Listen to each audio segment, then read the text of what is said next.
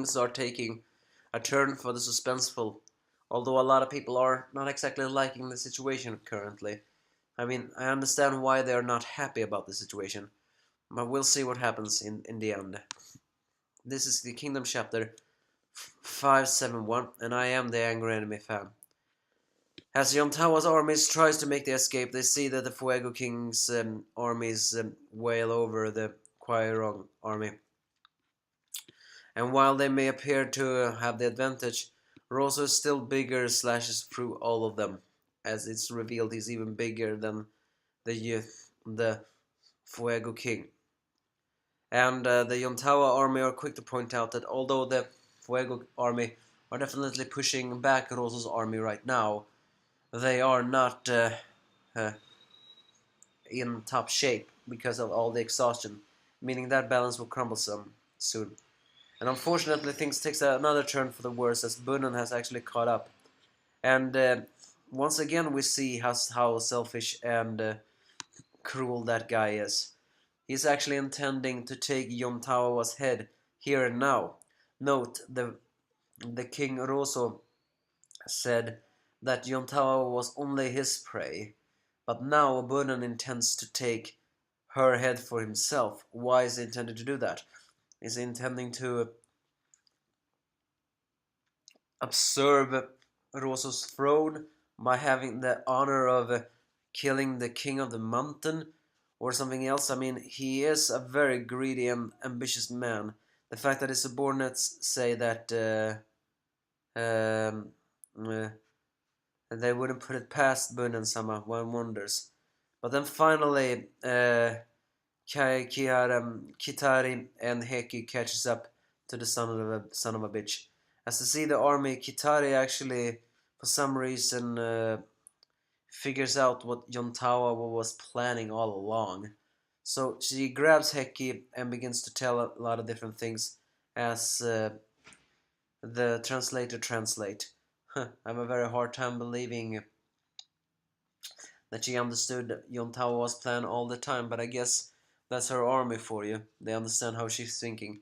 So first of all, they explain, Kitari explains to Heki that this battle will decide the Ryoyo's fate. So, uh, uh,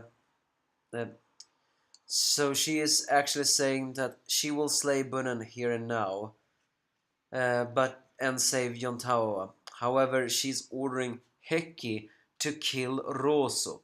And here is where a lot of people began to complain.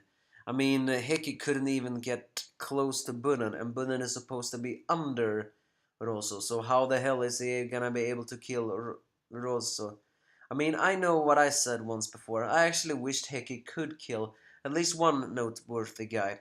I understand why people do not believe he can, because after all, Heki is a very average man. So of course it will make sense that he wouldn't be able to kill a super monster.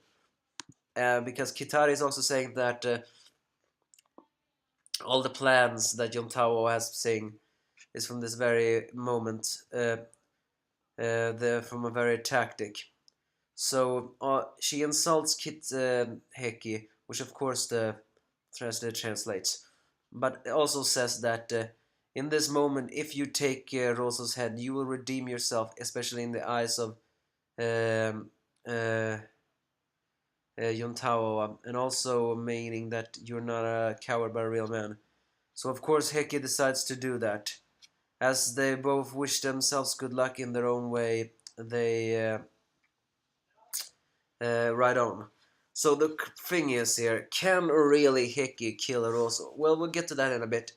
As Fuego sees that that the unreliable King Commander is rising, he is actually spitting out the plan uh, to the Zhao army and Rosso immediately.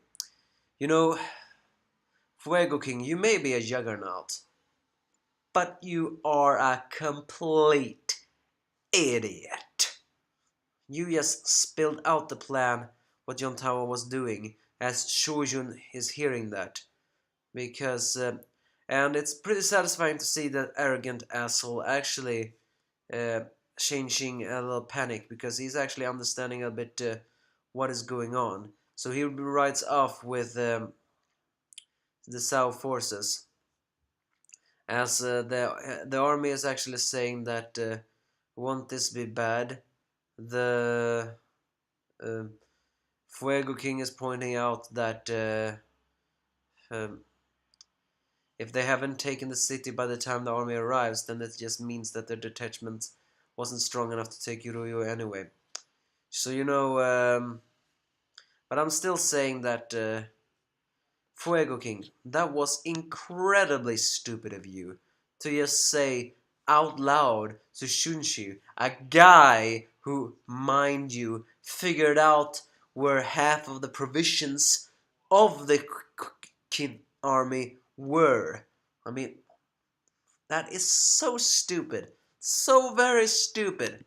But I guess he won't live long enough to tell it, because Rosso is now head to head against the Fuego King, who arrogantly pronounced that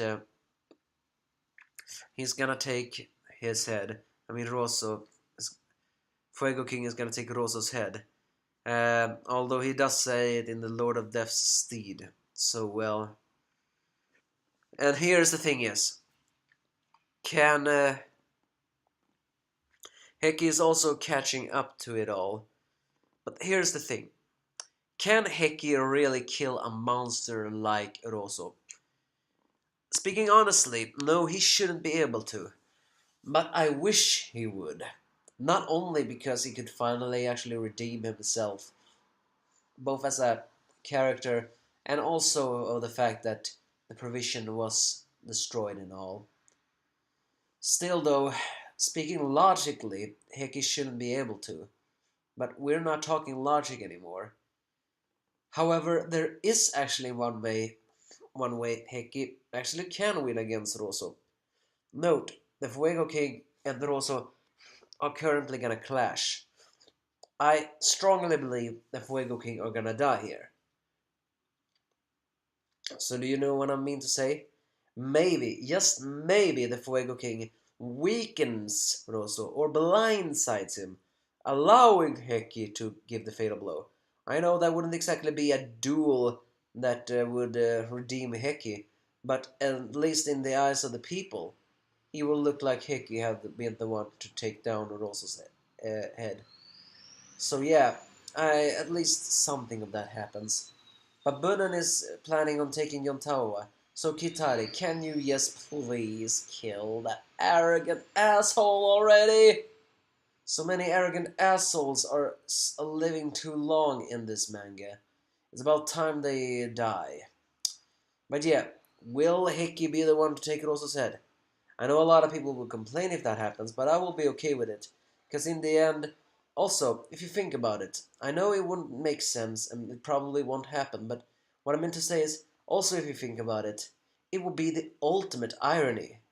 I think I said the same thing when I wondered if Heki were gonna slay Bunnen, but what I meant to say by that is, Rosso is an almighty mountain king, and he's taken down by an average queen general that also had some slip ups. If you think about it, there's no greater humiliation than that. That would be fitting for a tyrant like Rosso to die. Disgraceful for him and completely unexpected.